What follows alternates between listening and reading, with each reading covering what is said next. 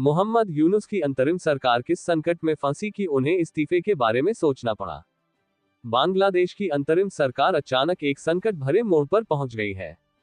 प्रमुख सलाहकार प्रोफेसर मोहम्मद यूनुस के इस्तीफा देने के बारे में विचार करने से जुड़ी खबरें सामने आने के बाद इस सरकार के भविष्य के बारे में अनिश्चितता पैदा हो गई है। फिलहाल राजनीतिक हलकों में सबसे ज्यादा चर्चा इसी सवाल पर है कि आखिरकार प्रोफेसर यूनुस अचानक इस्तीफा देने के बारे में क्यों सोच रहे हैं और सभी सक्रिय राजनीतिक दलों के समर्थन से बनी ये सरकार ऐसे संकट में कैसे फंस गई।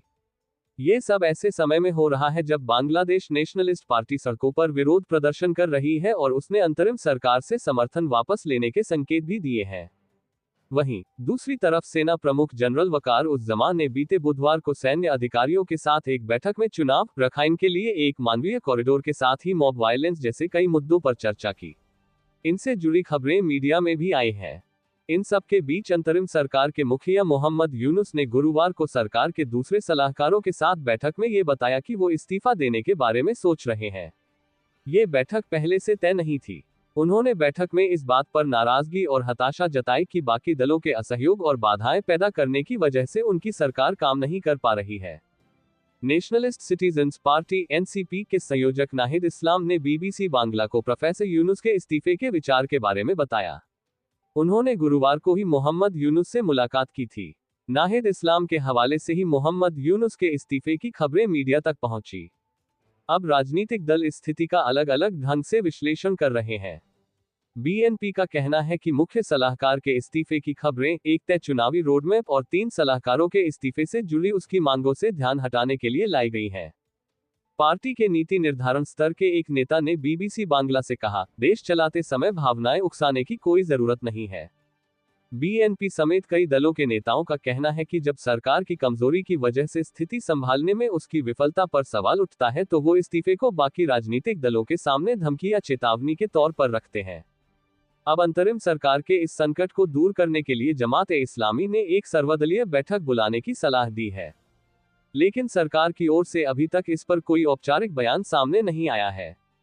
सरकार संकट में क्यों? बीते साल जुलाई में बड़े पैमाने पर आंदोलन के कारण अवामी लीग के सत्ता से हटने के बाद मोहम्मद यूनुस के नेतृत्व में गठित इस अंतरिम सरकार को उस आंदोलन के नेताओं के अलावा बीएनपी और जमात समेत कई राजनीतिक दलों और सेना के साथ ही सभी राष्ट्रीय संस्थानों ने पूर्ण समर्थन दिया था।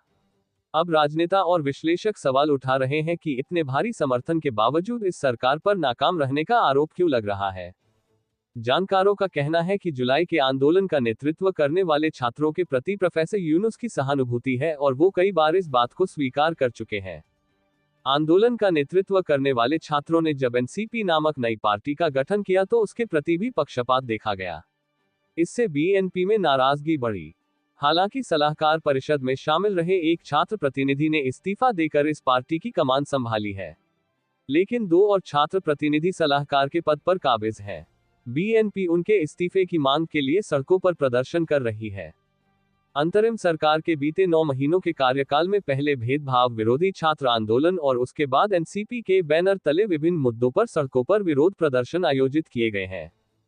सबसे आखिर में अवामी लीग पर पाबंदी लगाने की मांग में मुख्य सलाहकार के आवास के सामने भी धरना प्रदर्शन आयोजित करने की योजना थी, लेकिन सरकार ने उस कार्यक्रम पर पाबंदी लगा दी थी। बीएनपी अक्सर सरकार के खिलाफ एनसीपी के प्रति समर्थन के आरोप लगाती रही है। अब एक बार फिर उसने यह मुद्दा उठाया है। दूसरी ओर देश में सड़कों पर जुटने वाली भीड़ की अनुशासनहीनता के सवाल पर भी काफी चर्चा हो रही है। विश्लेषकों का कहना है कि कुछ मामलों में भीड़ के जरिए अराजकता पैदा कर राजनीतिक समेत दूसरी मांगों पर दबाव बनाने का भी प्रयास किया जा रहा है। इस मामले में सरकार की कमजोरी उजागर हुई है। कुछ मामलों में सरकारी संरक्षण या समर्थन के सवाल पर भी चर्चा होती रही है। इसके अलावा विभिन्न क्षेत्रों में सरकार की नाकामी के आरोपों के साथ ही राजनीतिक दलों के असहयोग के सवाल भी बहस होती रही है। सरकार के कई सलाहकारों ने बताया है कि मुख्य सलाहकार ने गुरुवार को उनके साथ हुई बैठक में भागीदारों के इस असहयोग का जिक्र करते हुए हताशा और नाराजगी जताई है।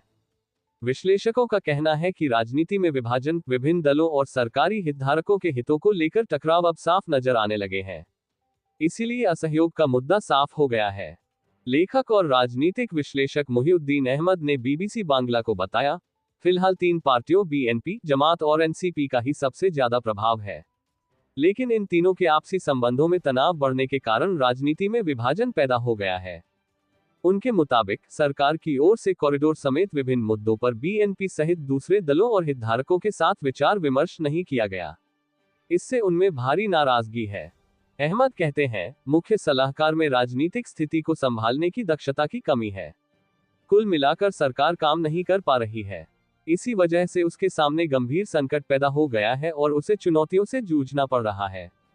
विश्लेषक ये भी सवाल उठा रहे हैं कि कॉरिडोर समेत विभिन्न विवादास्पद मुद्दे सरकार के अंदर से ही सामने लाए जा रहे हैं, तो क्या सरकार के भीतर कोई गुट काम कर रहा है? बीएनपी समेत सभी राजनीतिक दलों का रुख क्या है? माना जा रहा है कि सभी राजनीतिक दल स्थिति पर बारीकी से नजर रख रहे हैं और सावधानियां बरत रहे हैं। हालांकि बीएनपी मुख्य सलाहकार के इस्तीफे के विचार को भावनात्मक मामला बता रही है। पार्टी की स्थायी समिति के सदस्य सलाहुद्दीन अहमद बीबीसी बांग्ला से कहते हैं, राष्ट्र को चलाने में भावना को उकसाने की कोई जरूरत नहीं है। पार्टी की राय है कि चुनावी रोडमैप की मांग उठाने की वजह से ही इस तरह की भावना की बात कही जा रही है। सरकार के एक सलाहकार ने बीबीसी को बताया कि अपने आवास पर हुई बैठक में मुख्य सलाहकार ने अपने इस्तीफे के विचार का जिक्र करते हुए बीएनपी के सड़कों पर उतरकर विरोध प्रदर्शन करने पर भी निराशा जताई थी। दूसरी ओर बीएनपी नेताओं का कहना है कि ढाका दक्षिण सिटी कॉरपोरेशन के मेयर के तौर पर पार्टी के नेता इशराक हुसैन को अदालत का समर्थन मिला है, लेकिन इसके बावजूद उनको कार्यभार नहीं सौंपा जा रहा है। इसी वजह से पार्टी आंदोलन कर रही है। सरकार ने इस मांग को स्वीकार करने में कानूनी बाधा होने की दलील दी है। बीएनपी ने सलाहकार परिषद में शामिल 2 छात्र प्रतिनिधियों आसिफ महमूद सजीव भुया और महफूज आलम के साथ ही राष्ट्रीय सुरक्षा सलाहकार खलीलुर रहमान के इस्तीफे की भी मांग उठाई है।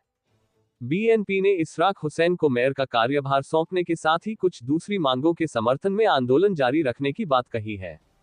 पार्टी के नेताओं ने कहा है कि एनसीपी ने कई बार सड़कों पर विरोध प्रदर्शन के जरिए दबाव डालकर अपनी मांगें मनवाने की संस्कृति पैदा की है, लेकिन दूसरी ओर बीएनपी की उचित मांगें भी पूरी नहीं की जा रही हैं। लेकिन एनसीपी के नेताओं ने इस आरोप का खंडन किया है। उधर बीएनपी नेता सलाहुद्दीन अहमद का कहना है कि सरकार को अब उन कार्यों की जिम्मेदारी लेनी होगी जो दोनों छात्र प्रतिनिधि सरकार में रहते हुए कर रहे हैं। अहमद ने चुनाव समेत पार्टी की सभी मांगों को उचित और तार्किक बताते हुए कहा कि इन मांगों से बचते हुए अब तरह तरह के बयान दिए जा रहे हैं। जमात और एनसीपी समेत विभिन्न दलों में भी इस मुद्दे पर गहन विचार विमर्श का दौर जारी है। जमात के अमीर शफीकुर रहमान ने सोशल मीडिया पर एक पोस्ट में मौजूदा संकट को हल करने के लिए सर्वदलीय बैठक बुलाने का सुझाव दिया है। हालांकि राजनीतिक दल इस बार काफी सावधानी बरतते नजर आ रहे हैं। अलग अलग नेता भले बयान दे रहे हों, किसी दल ने आधिकारिक तौर पर अब तक कोई बयान नहीं दिया है।